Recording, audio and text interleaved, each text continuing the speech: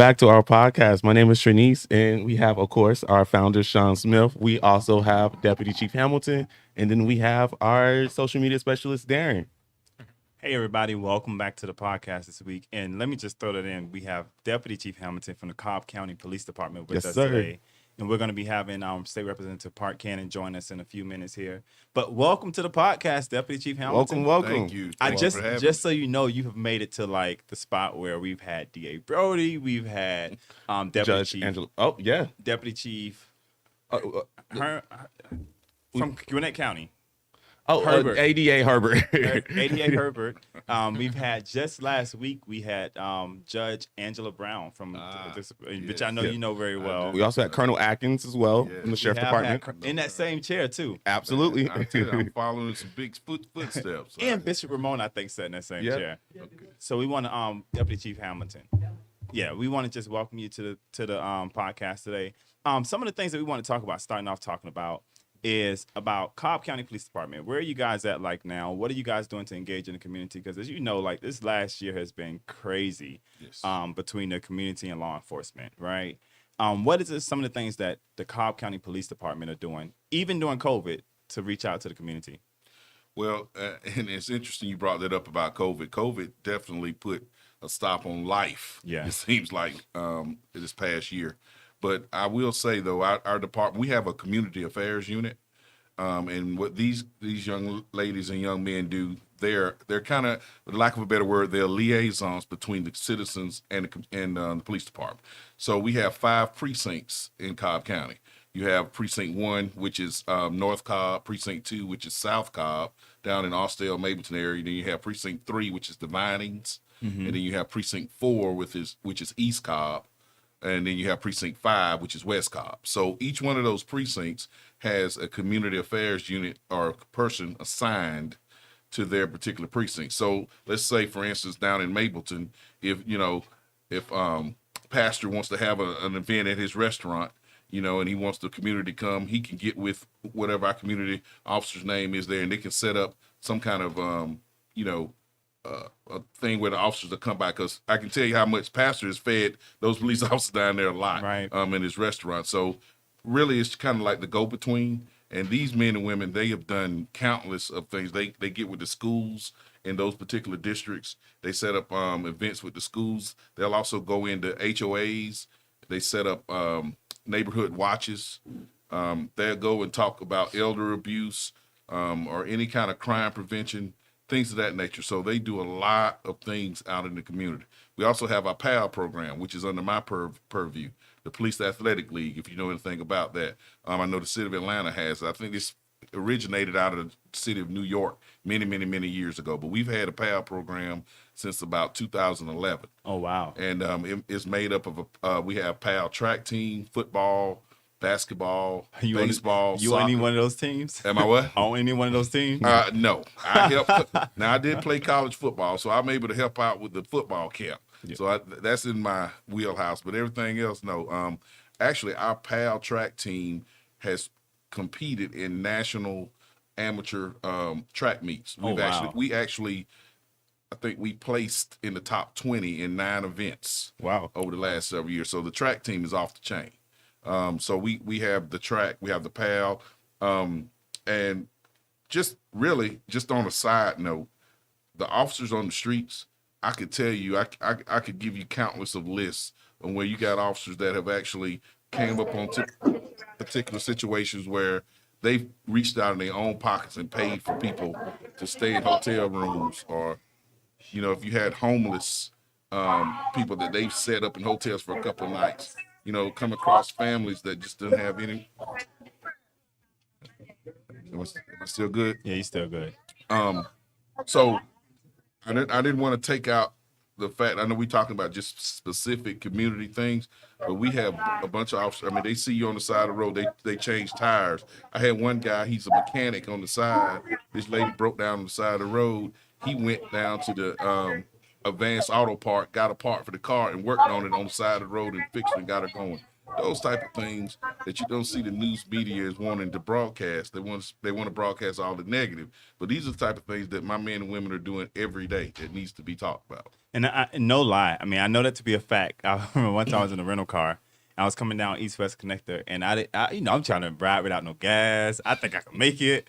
I literally got stopped on East West Connector, like right there where it converts over to Barrett Parkway. Yes. And I was stuck in the middle of the road, and the police officers came, and they spent like 30 minutes because we couldn't figure out how to get the car into manual transmission. And once I got into manual, like I'm in the car, and like 2 officers pushed me off on the side of the street. I could tell, and I stopped. I let go of the manual transmission, so the car just stopped on them. And it was like, oh, my back. And they kept, and we got it back, and they pushed us out. And by the time I got the car, they was gone. But hey, I was off the side of the street, and I tried to offer them something for free. So, okay. But I know that for a fact. And I think that, like you said, it's important that we talk about some of those things, talk about what the county is doing from that perspective. Because we don't hear enough of that. We don't hear enough of what officers are doing. And like, from your opinion, what is it going to take to build a relationship back with the community in law enforcement? It's going to, I'm going to be honest, it's incumbent upon, I think, more of the police department than citizens. I mean, we got a lot of catching up to do. And traditional policing, it was always, hey, no comment. Or we can't tell you this. We can't tell you. Everything was a secret. Right. It was kept behind the blue wall, right?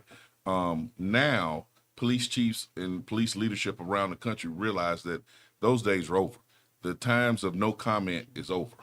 So what's going to happen is, or need to happen, is there got to be more transparency on our side of the house. We got to be able to relinquish those walls, right, and go in and let people come in. Let them come into our facilities. Let them see what we're doing. You know, we was talking about something similar earlier, is that, you know, we got to be more transparent. And I think once that happens, I think you'll start seeing that gap close up. But on the flip side, citizens have got to allow us to be able to do that. They got to be able to have these tough conversations on both sides. So you come at me with some serious conversation, a question, I'm good with it. But hey, I'm about to come back with you to you for some too. So you got to be. Yeah, because we just had a real, real detailed conversation. We can debate and talk about it all day, as long as we keep it respectful. Yeah. I'm good with it. Yeah. So that's what's going to happen. So I had a question, Deputy Sheriff. When I was in Florida, I worked with some police down there that during the marches when everything was going on, and we had set up a community organization committee board. Do y'all have one in Atlanta by chance? Well, now, when you say Atlanta, we just make sure because I'm not a lot from of here. people, I'm I from know. Florida. Yeah, I'm from So Florida, everybody, when everybody say Atlanta, they think about Atlanta Police Department, right? So okay, because it's like 4,000 police departments. Exactly. Yeah, Specifically Cobb. Right. So, but yeah, as far as you're talking about like with a citizen review board type thing, no, we do not have one in Cobb County. Now that has come up in several conversations, and I'll just give you my personal opinion on it. I'm not opposed to it, but what I would like to see is that whoever's going to be on that citizen board, they go through some type of training. Exactly. Police training. I mean, you can't just put 12 people on a board that's never even been around a police department, and then I expect you to make decision on whether or not my officer did something wrong or not. Right. And you even have no idea what we do. Exactly. So there's certain training I would like to see put in place, but I'm not opposed to it at all. Yeah, and the one we established, we had ex-police and we had military trained people. They were the head of the board to make sure that it is conducted, like you said, properly. So, Right. Okay. Maybe put a good attorney on there or something too. No, there's definitely you have That's what I'm attorneys thinking and about. you have everybody on. There's there. always an attorney. There's somewhere, always I an said. attorney in any organization. There's going to be one. Go ahead, Trinice. You had a question for Deputy Chief Hamilton? Not yet. I have a question, but it's going to be we're not there yet. So yeah. Yeah, so that's interesting. So one of the things too that we've been kind of working on, and I know you're in favor of this, or not in favor per se, is talking about the difference between policy versus what people think, right? Your reality, right? So we can't just be to the point where we're like, okay, this is what should have been done, but the law says something totally different, right? Explain to everybody, just so they have a clear understanding. One of the things that we've been talking about in our meetings is we actually want to get together with pamphlets, explain to people like in the community, what is the rules? What are the laws? When you, like D.A. Brody, one of the things he talked about doing in Cobb County, and the reason why I'm sticking to Cobb County is because you represent Cobb County, right? Is that he talked about going to churches and telling them like, hey, even if you're guilty, this is how you deal with it. And if you're not guilty, this is still how you deal with it, right? Educating the community on what it is that per se he does, right?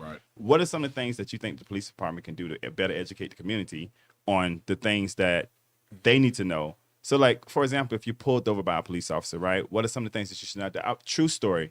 When I first moved here from Florida, I stayed in Cherokee County. I was out at like 2:00 in the morning because I wanted some Taco Bell. And a police officer pulled me over because I was waiting on the light. I broke the rule because I just turned and whatever, right? I'm not admitting to that. It was like 8 years ago, so find me, right? But the reality was the police officer pulled me over, and he asked me, and the first question he asked me was like, what's in the bag down there, right? And, natural reaction is that I'm going to reach for the bag, and I'm going to show you what's in the bag. Not the best idea I could have done, right? But at the end of it, me and the officer ended up having a great discussion about gun rights and about gun laws. And we spent like 30 minutes outside talking, right? Mm-hmm. But what are some of the things that you think that the community needs to understand that their role is in helping law enforcement? And explain to them, like, what is law enforcement's job? Your job is to enforce the law. If they have a problem with it, they have to deal with the law, not you. Right. And I'm probably going to put the state representative on the hot seat later on that very topic, because basically at the end of the day, you just said it, we enforce state law, right? And so if you want to complain about the laws, then guess what, go out and vote, and then talk to your state legislatures about changing the law. They're the ones that handle actually making laws. One big thing, you kind of mentioned it earlier about traffic stops. I can't tell you, I've been on countless of forums where people have come out and asked me to come speak to their different groups and have their teens come out and say, hey, what is my kid supposed to do if they're pulled over by the police? How they're supposed to respond? And I keep it simple. Don't try your case on the side of the road. Right. That's what you got the court systems for, and that's what you got. We have a complaint system. If one of our officers do something wrong, get their name on the side of the road, and they better give it to you, because it's in policy. If they refuse to give you the name, then they got to come deal with me. So you get their name, you find out who the supervisors are. Don't ask to have the supervisor come to the scene. We don't have time for that. Get the number, call, and then if you got an actual complaint, file the complaint. Right. On the side of the road is not the time to start that yelling and screaming and trying to debate your issue. If you don't feel like you should have got a ticket, guess what? That's what the court is for. So that is one of the big things. And then the attitudes. Yeah. I can tell you right now, when I used to work the streets, if I pull you over speeding, and you speeding, Sean, you doing 90 in a 45, right? Don't and I come up there and you start, what you stop me for? And all the head rolling and the eyes popping. And why you start? Dude, you already know why I stopped you, right? Right. So, but a better response is, sir, I'm sorry, blah, blah, blah, whatever. I'm pretty sharp, man. I'm trying to get to work. I'm late. Man, I'm going to tell you, I can't tell you countless of times I've let people go just because they were straight up and they was nice. All right. They got, and I'm gonna probably tick off of some cops by saying this, but there is a POP, pissed off the police ticket. Right. Right. Even though I know you were speeding, mm-hmm. but if you come with that attitude, you better know you might as well go ahead and get ready to get that fine, because you're gonna get it. And that, so that's one of the things I think from the law enforcement perspective is, again, it goes back to the transparency and being willing to come out and teach and show people, hey, look, this is what we expect. All right, so what do you want from us, though? Yeah. And then, it's a two-way street. So I do have a question, specifically because we're talking about being able to make complaints and what have you. And since we opened that door, what is the turnaround time for, let's say, a civilian who wants to speak or, contact the supervisor, what have you? What's the turnaround time for that? And for Cobb, is there, do they go on the website? How is that something they can do if our listeners ever want to do something like that? There's a few different ways you can file a complaint. You can either call it in. You can come to the precinct. And actually ask to speak to a supervisor and file the complaint. You can send an email. You can send it by carrier pigeon if you want to. You don't even have to tell your name. You can call in and be anonymous. We're still gonna investigate. So as far as the turnaround, it just kind of depends on, first of all, how you send it and how you did it. Yeah. Because of course, an email is gonna probably take longer than you coming down face to face. Yeah. But once that supervisor gets that complaint, you should hear from someone within a 24-hour period to talk to you to find out, okay, what's going on. And then, of course, you should be kept abreast throughout the process. Because it is a process. Yeah. It goes from that original complaint, then it'll go to our internal affairs unit. Yeah. They'll investigate. And then once they decide, okay, hey, this is what we came, these are the findings, and then it'll come back up the chain of command. Yeah. Where everybody's got to look at it and say, okay, yeah, our officer did something wrong, or no, he didn't. Yeah. But either way, that you will be contacted as a citizen. You'll be told what the investigation found and what the final status was. Also. Awesome. Yeah. So it's a process. Yeah. But there's several different avenues you can use. Yeah. Awesome. Yeah. So with Cobb County, right? I know that I call it 2020 was like a huge year for Cobb County, right? We had a lot of adjustments from a political standpoint. We got a new chairman of the board. We have a new DA in Cobb County. We have a new sheriff in Cobb County, who I know you used to work with. Actually, we're best friends. He's the godfather of my youngest daughter. That's how tight we are. Oh yeah, he's so cool. We had him on. We had a meeting with him, and he's amazing. Yeah. Him and who was it, Colonel Atkins? Absolutely. From the Cobb Sheriff's Department. They have been absolutely amazing. Mm-hmm. And one of the things we spoke to with Sheriff Craig Owens, he made it clear to us too, like, you know, our job at the end of the day is to enforce the law, but at the same time, one of the hardest parts of my job is to go out there and have to evict people, right? Because the Sheriff's Department deals with that, not the police department. Correct. The Sheriff's Department gives that. And he was saying that, you know, I'm trying to figure out a plan to where if I have to evict somebody, how do we give them like a gift card rather than we could put them in a hotel for a night? You mentioned something like that. So the officers, when these officers are doing this, is this something that the Cobb County Police Department has as a program, or are these officers really just taking their own money? These are officers doing their own thing. Wow. It comes out of their pockets. They don't ask. Sometimes we don't even know about it. The only way we usually find out about it is if that citizen finds out who the officer, and they'll call in and tell us. The men and women, because that's just what they are. That's what they're made of, and they don't think twice about it. So no, it's not a per se mandate or a program. It's just individual officers taking their own time and effort and wanting to do what's right at that particular time. I think we finally have Representative Park Cannon, who has joined us and somewhat joined us. Representative Park Cannon, can you hear us? She has to unmute her own self.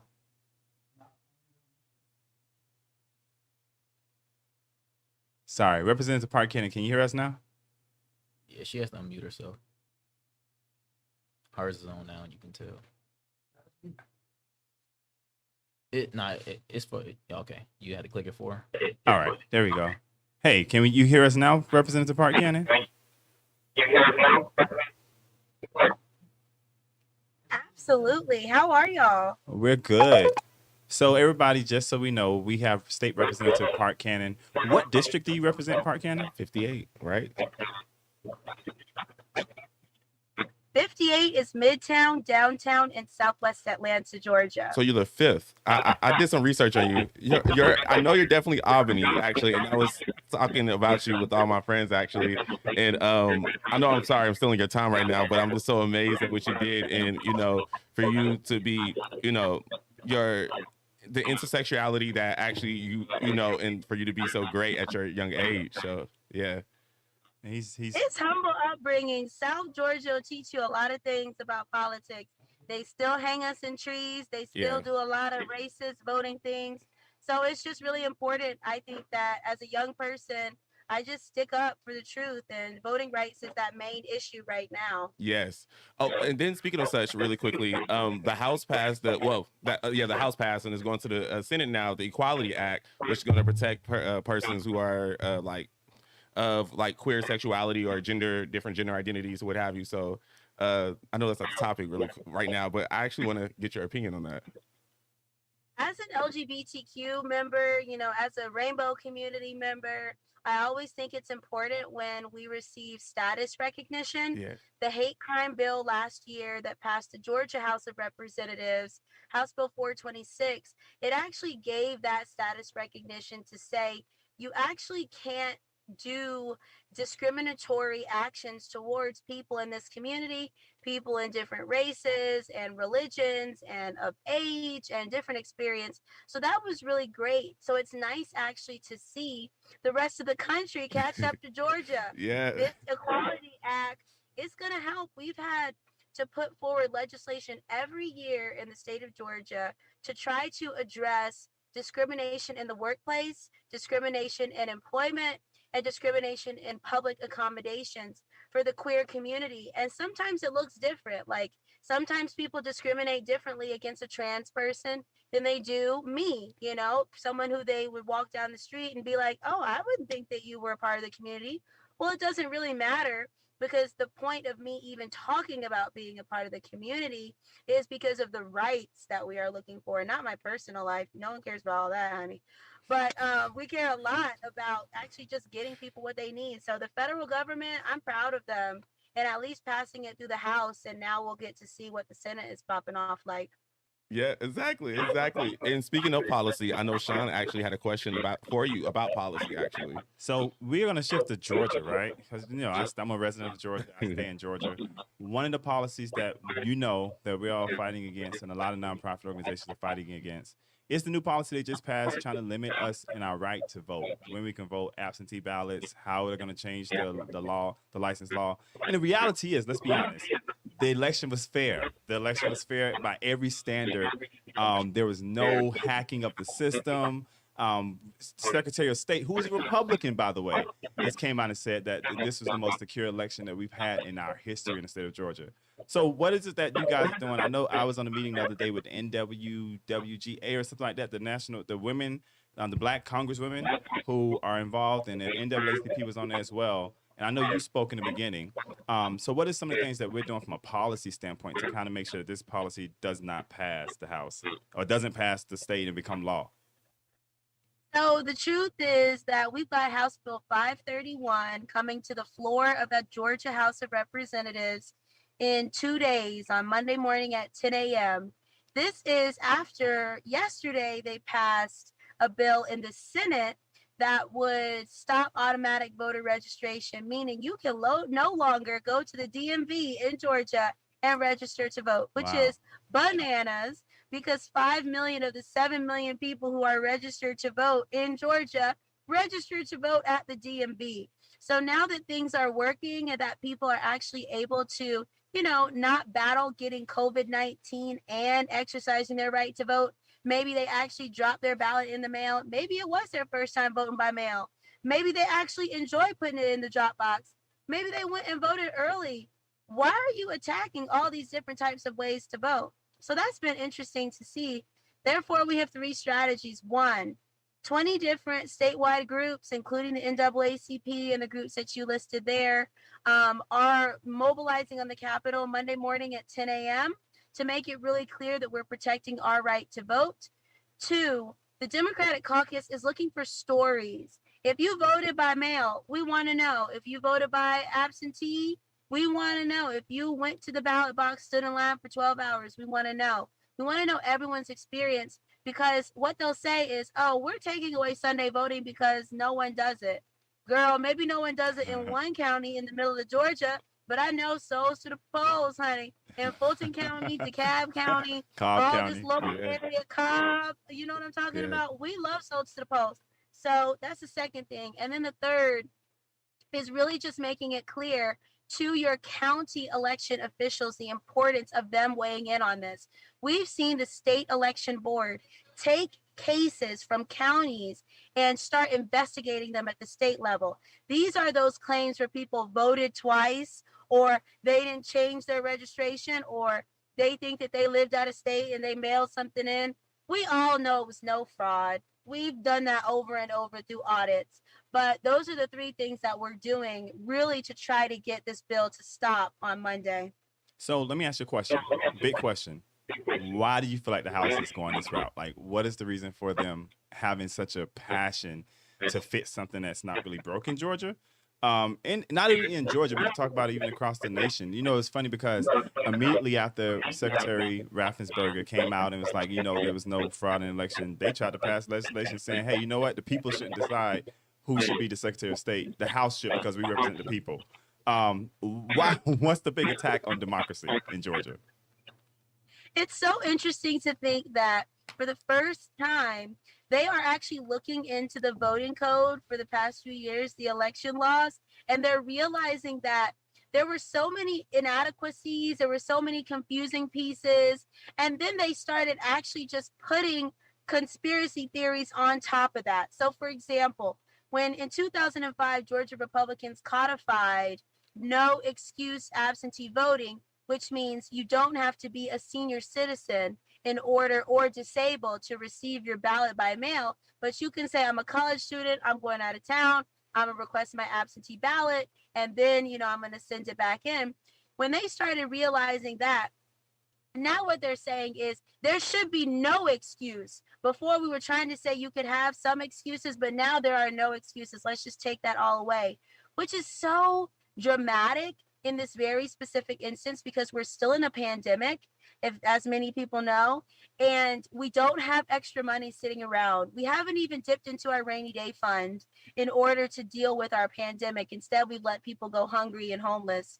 And now we feel like, oh, we're so kind that we're willing to spend $32.9 million implementing all of these new changes in House Bill 531 alone, which is not even including the lawsuit. So it's really a priority of funding. If they want to spend their money on this and in lawsuits, we're about to take them to court, just like we did with the abortion ban. We've still been in court for the past 3 years, and they've been paying these attorneys at the Attorney General's office $400 an hour for the past 2 years out of state money. So it's really their fiscal irresponsibilities.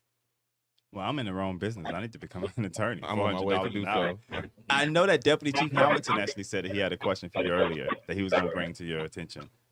Well, it wasn't a question. It was just a statement because we talked about how, everyone is always jumping on the police as far as the laws and how we try to go out and we explain, look, we just enforce the laws. Right. And it's about getting out and voting and then talking to your state representatives and your legislators about changing laws. So, so that was what I was saying. But I do need to say one thing, State Representative Candy.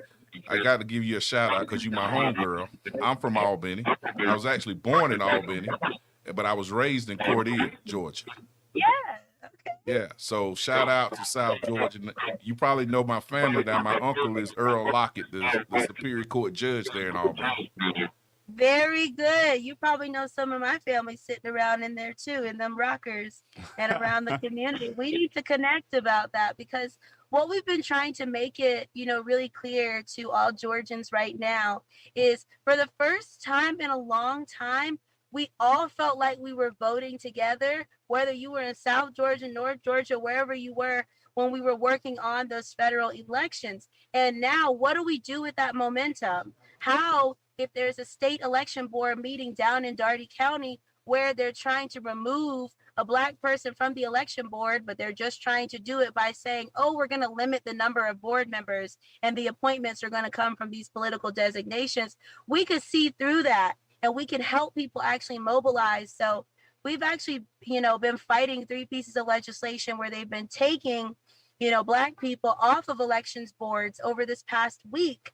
And one of the people they took off the board was Miss Helen Butler. If anyone knows anything about Georgia voting, they know Miss Helen Butler with the Coalition for the People's Agenda has really stood strong since Reverend Lowry passed away. And there's a lot of tactics going on. So I really hope that we can stay close to our South Georgia folk. Another question for you, right? I'm policy. I love policy, right? There's another legislation that has been introduced to limit when, let's just say, a certain DA in a certain county wants to investigate a certain person who maybe have used to be president. I don't know. Now they're trying to change the rules even on that to where she can't even do her job.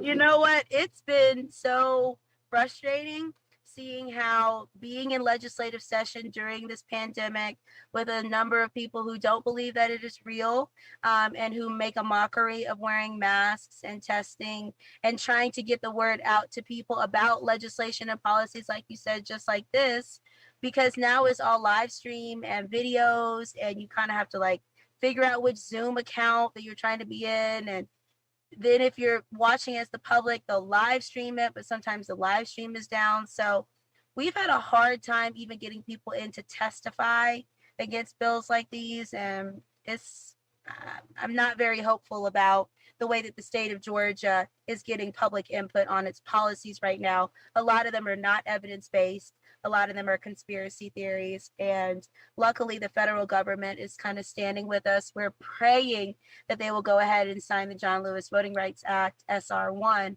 so that we can actually say to Georgia Republicans, legislators, conservatives, anti-voting rights people, suppressionists, whatever you want to call it, say to them, you can run your little games down here, but all of these federal, policies are stepping in front of those. So we've been pushing for the end of the filibuster up in DC, and for them to vote on the Voting Rights Act. Interestingly enough, one of the meetings I had last week was at the State House, and I met with Representative Tom Benton. And we could have not probably been any more different in philosophy, but one of the things I respected about him is he was still willing to hold the conversation and have the dialogue. And he left, and I left there, and he was like, my door is always open. If you want to talk, you're more than welcome to come in here and hold that conversation. Why is it that in politics, it seems like we talk over each other and not to each other anymore? I think that it's really polarized right now. I'm a millennial. I'm 29 years old. So I'm growing up in this politics, as a little baby queer who's trying to make things a little more liberal, a little more radical. So sometimes my approach might not be the way to get people to lead beside me. But it definitely has been good to see that there are some folks with a backbone who can at least just hold a conversation. I do not have anything positive to say about that representative. I've been trying to, stand up for Dr. King's legacy when his 50th anniversary came up. I put a piece of legislation out there to commend him and to give to his family. And that representative was one of many who said, no, thank you, girl. I don't plan on signing that. He was also one of those members who, when we had pins and ribbons on the floor for Ahmaud Arbery just 3 days ago, was like, I'm not going to wear that. So it's interesting that you had that conversation. I would say keep working that angle, whatever angle you can get, because that's not a revolving door for me just yet. But I do think that to the larger question around the polarization, hopefully there is some way that we can all get back to the facts. Because we're not at the facts right now. Yeah, I actually have a question about that because I think that as of late, well, it's been going on for a long time, but we have seen it quicken, if you will. Policy currently has gone from just being about facts, just being about, what's best for the people, to these people are in these roles, just, putting their personal opinions upon legislation. So you got legislation based upon personal opinions. So how... like, for example, like for this representative who did not want to sign the bill that that is like, that represents so much, that is big, but it was his personal opinion. When we have to look at the bigger picture, we got to look at like what is good for the public. So when can we, or how can we get legislation back to what is good for the public and is not what I want to do as a person? You know what I mean? For state level policy, I would say give yourself 4 years to work on a project. Just don't think about it as a one session thing.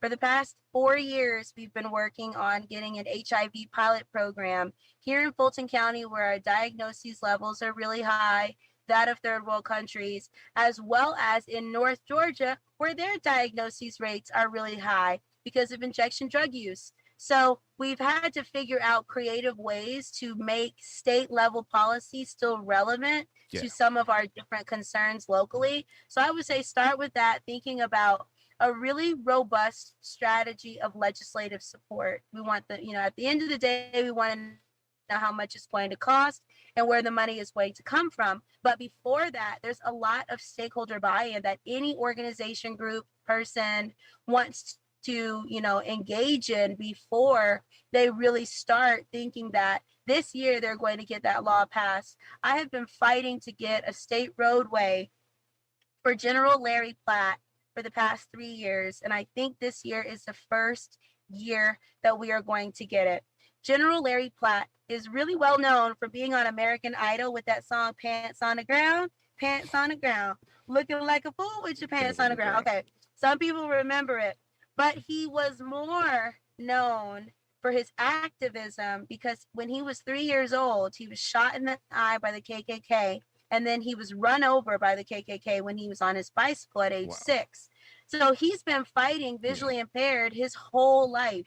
And, you know, it's really beautiful to finally not feel so frustrated that I couldn't get it done for him in that moment. Yeah. Perhaps it was my own fear, you know, of his untimely passing or of him not being able to advocate with me one day, you know, but he's still here, he's fighting. So I think we just have to think about it as a long game. And I have one more question. Sorry. So you spoke about HIV for a second. Georgia is actually leading. Oh, well, not leading per se, but we're one of the top states in the United States for HIV. And I find it interesting that New York actually has a program to allow people who think that they might have been, who came in contact with HIV for a PEP, which is post-exposure prophylaxis. And Georgia doesn't have that, and you have to go through like, you know, different means. You have to go through like the actual providers themselves, just like Gilead or what have you. And it would be nice to see that we have state funding for HIV, being that it's something that actually plagues Georgia so critically. I agree with you. We have already talked to them about trying to expand our PrEP program for pre-exposure prophylaxis into a PEP program. So far, what we have heard is that they wanted to just filter in the $15 million into the ADAP program, which is the state aid drug assistance program. And, you know, it's fine, but we have to really talk about stigma when it comes to receiving, you know, health sources like this. A lot of people are more comfortable with their community providers. And I believe this COVID-19 pandemic has shown that very clearly to any health professionals or government professionals who haven't believed that before. People are only willing to get whichever vaccine they might want to get in their community, knowing that other people have taken it in consultation with other folks. People were even concerned about what kind of COVID tests they would take, you know, in through the nose, out through the mouth, round the back, in the corner. I mean, it's a lot going on. And so I think that these are opportunities for us to say, just like you said, well, what happens when you do start living with HIV? It's not a death sentence, but we definitely need more community support. Yeah, definitely. So let me ask you a question. Why I do have Deputy Chief Hamilton here, right? One of the things we talked about earlier before you got on was about bridging this gap between the community and law enforcement, right? There is a role that we know that the sheriff's office and the police department plays in it, right? They play a certain role, but at the same time, once again, they are per se employees of the state, per se, right? Per se, right? They get funding, they get money from you guys. What are some of the things that the state is doing to help bridge that gap and to help fund them to help build things like the PAL program they have in Cobb County? I'm sure that they can use a little bit more money. Can always use money. That's true. I think putting a coin to it can kind of help it spin sometimes. So far, there has been a conversation at the state capitol about police department funding through their sheriff's offices, and it was really divisive. You know, larger context, people will say it's about defund the police. In my context, I say no, it's about appropriating. When I tried to put together, you know, my HIV program, I wanted $400,000, but I had to be realistic. I could get 86, you know, and so it's not me trying to defund HIV. That's just me really realistically working with the money that I have. So it was tricky to see that piece of legislation come through and say you can't lower your budgets more than 5%, when really over a rolling period, your budget could increase more than 5%. And then you could take away one, piece of a program. And in consultation with a lot of the sheriff's offices, they've said exactly what you said there. Fine. Everyone wants to argue about this thing, but we're really just trying to find community-sponsored programs and community-based situations where we could get real input. The only thing that I'm really have been interested in working on as it relates to law enforcement and the community has specifically been around Rayshard Brooks's life. I truly felt as though at that moment there was an opportunity when the Atlanta Police Department saw that the community was letting the MARTA buses go by the protests and letting them through, that APD should have used that as an opportunity instead of putting its officers on that bus and then driving them into the community to try to disperse the crowd. I think there's a lot of mistrust that's been going on, for years and years. But if we are investing in that real time, if APD had been able to have a direct action response unit where they really truly understand those principles of direct action, that people might go a little crazy, people might elevate their voices, you might hear that raw tone in people's voice when you feel like they're experiencing fight or flight or fight, and you're able to say, okay, this is a crisis moment, maybe this isn't directed, right at me in this time. I think that there could have been some differences to go on there. So I've been trying to figure out with the street racing issue that we have going on, a lot of the language has been really targeted in saying, well, we just need to find people if they promote it, and we need to find people if they attend it. I get that what we're trying to do is have no more deaths. One of our constituents, Miss Erica, she passed away on July 4th down on, in Sweet Auburn. She was attending a drag racing event. They bopped each other's cars and they started shooting. I mean, it just so happens that she's DC Young Fly's cousin. And so a lot of folks in the Atlanta community kept hearing about her experience. But really what we're trying to say is, well, where was the PSA campaign from the law enforcement that said, for real though, we're putting out warnings, or having some other savvy social media stuff to get that intel, to say who are the key players, who are the people who, if we're connecting this to drug issues or to trafficking issues, who are those people, how do we target them, but still allow for Black culture. Like, Black culture in COVID-19 is wanting to come out, and a lot of that has been through car enthusiasm. So I'd like to work with you. I really would. Absolutely. Deputy Chief Hamilton, I want to bring you back into the conversation a little bit. Earlier today, we talked about just what Cobb County Police Department is doing. You guys have these different programs.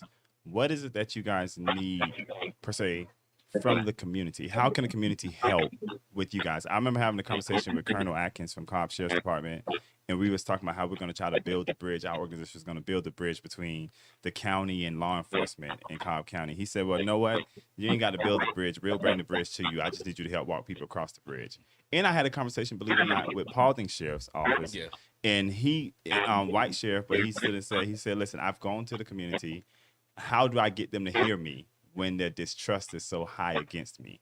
And that was an interesting fact, right? You said something earlier that really caught my attention. You said that I can accept hard questions. I'm willing to receive them and I'm willing to answer them, but you have to be ready enough to hear my hard response.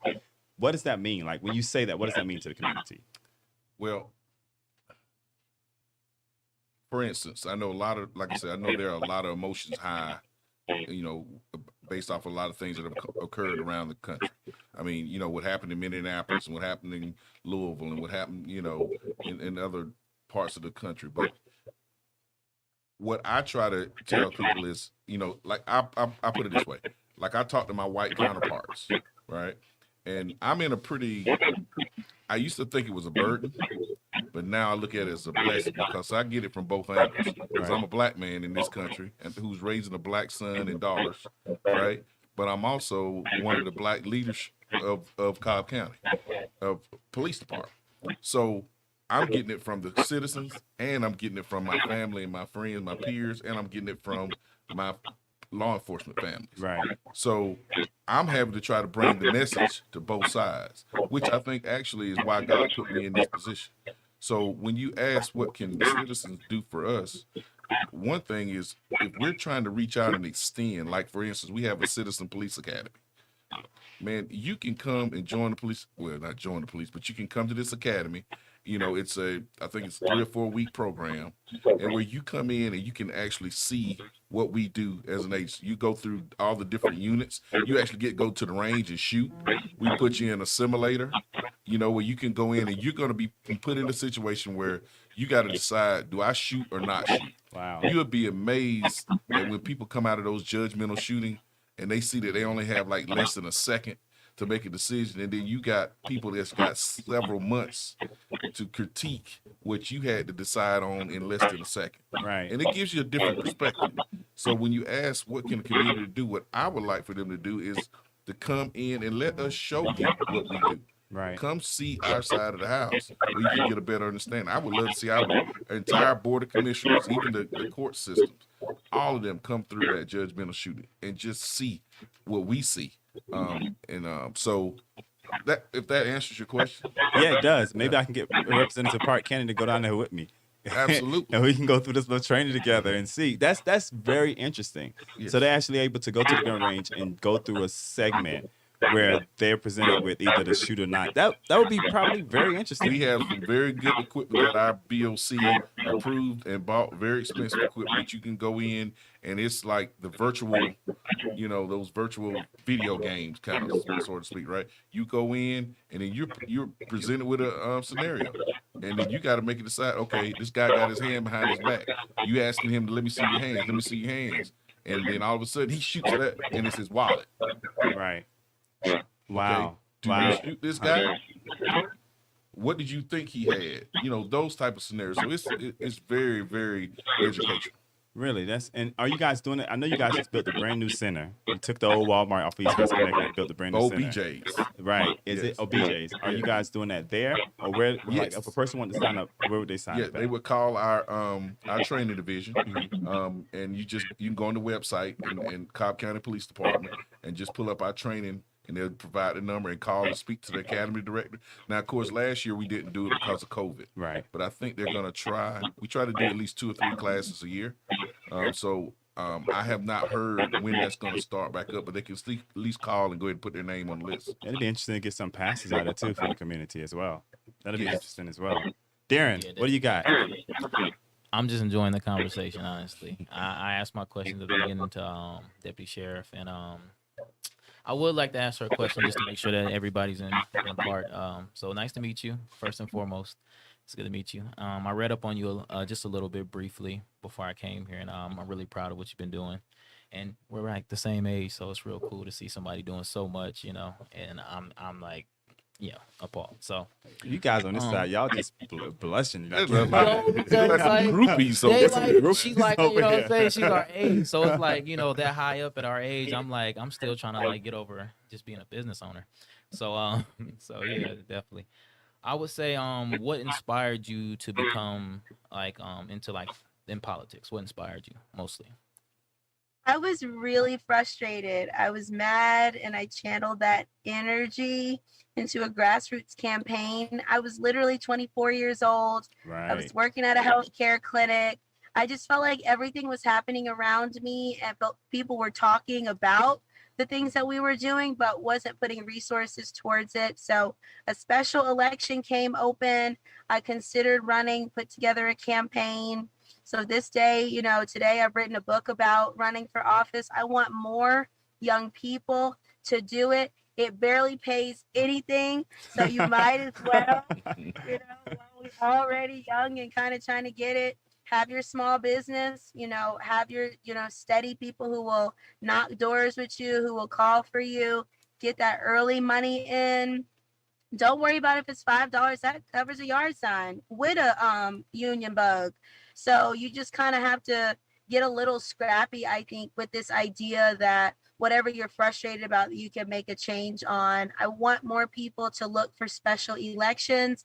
I want more mentoring in running for office. Like, how amazing would it be if you graduated high school and then one of your mentors helped you run for school board? Well, then you could address your sexual ed policies, and we don't even have to talk about access to abortion, but we could be talking about access to abortion, and we could be talking about what reproductive health care services really people need to have. Right now in Georgia, they'll teach you about AIDS, but they don't teach you about HIV.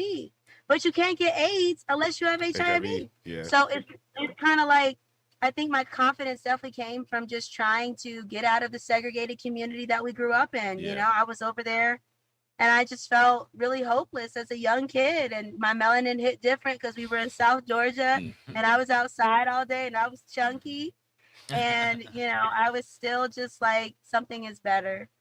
Yeah. And before we close out, I want to know, right? You're so enthusiastic. I felt in love with you at the town hall we had with Pastor Jamal Bryant. We had, I think at the time, Congressman Kwanzaa Hall on. You were one of the people on there. Ricky Brown was on there. Trinice hosted it. Yep. But what does the future look like for Park Cannon? Like, what is it that, are you planning on staying as state representative? Are you looking at higher places? What is the future hold for Park Cannon? I love Georgia. I don't want to go nowhere. I do not believe that I will be in office forever, because I do believe in term limits. I want new ideas. That's why I brought mine to the table. But our whole slogan around me running for office is about the future. My logo is glasses because it says forward thinking, looking out for you, optimistic. Instead of like stars and stripes and like a capital flag or something political like that, we right now have to keep our eyes locked on Right. what we have to do. Yeah. I have 2 more years of this pilot program on HIV, and we have redistricting coming up in October. So I look forward to serving through my first time at redistricting, which will impact the state of Georgia for the next 10 years, as well as finishing out that HIV program. I know that someone's running for governor soon, so I'll be on that race, helping folks out, trying to flip our state even more. By, age 30, which will be in a year and a half or so, I definitely want my business to be out and popping. So it's the future. I'm ready for it. And just to remind people too, Monday, how can they help? What do we need to do on Monday? You said 10 a.m. people are meeting at the Capitol. So just give us more information about that so we can let everybody know and promote that, because I'm going to be out there 10 a.m. Monday. I can assure you that with my NAACP shirt I bought here in Cobb County. Well, count me in. We're going to be out there at 10 a.m. But what does the community need to know about that event? This is a peaceful people's protest at the state capitol Monday morning at 10 a.m. That's when we gavel in, and that's when House Bill 531 is eligible to be called to be voted on at any time. What we want people to remember is that it might rain, so bring your gear and be ready to be outside if necessary. The location to be outside is called Liberty Plaza. It has a very interesting history. If you go to Liberty Plaza online, you'll be able to look up its history, but it's supposed to be designated as the free speech zone. So we really want to make it a place where legislators will be listening to their constituents and calling out, having coffee, reading the bills, preparing for session, and then going into session and remaining there all day. We would love for them to table the bill. We would love for them to postpone it to the next legislative day. And if that happens, then we'll need people to come back on Tuesday, because that's the last legislative day of the week. We will be out of session Wednesday, Thursday, and Friday of this coming week. So there will be no policies being voted on. But that upcoming Monday, March 8th, is the absolute last day for House Bill 531 to be stopped from getting passed. It's called crossover day, and every bill has to move from the House to the Senate or it'll die for session.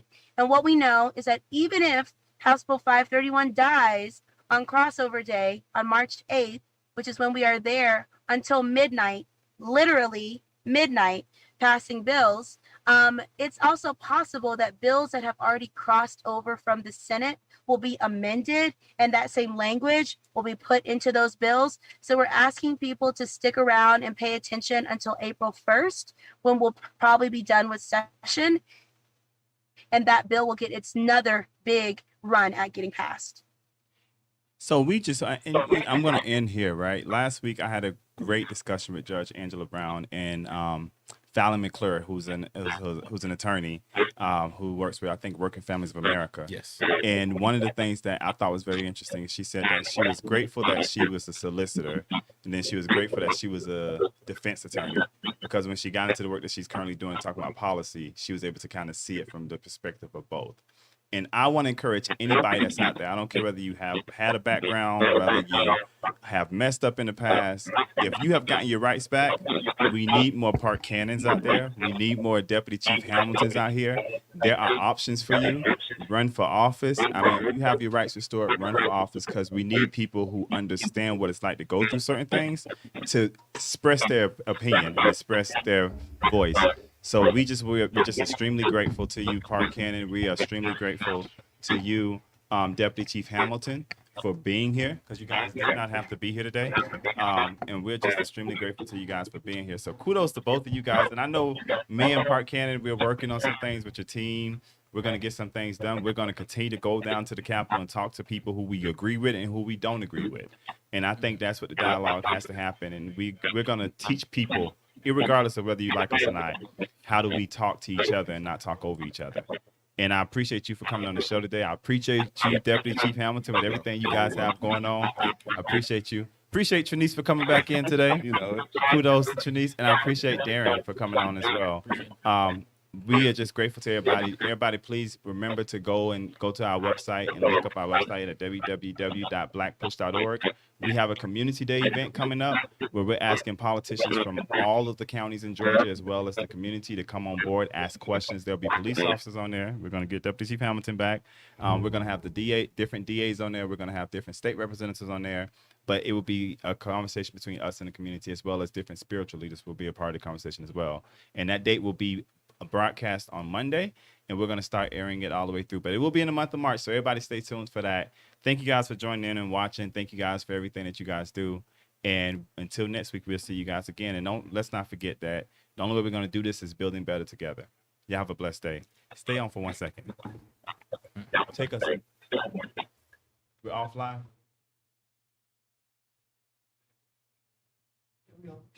Thank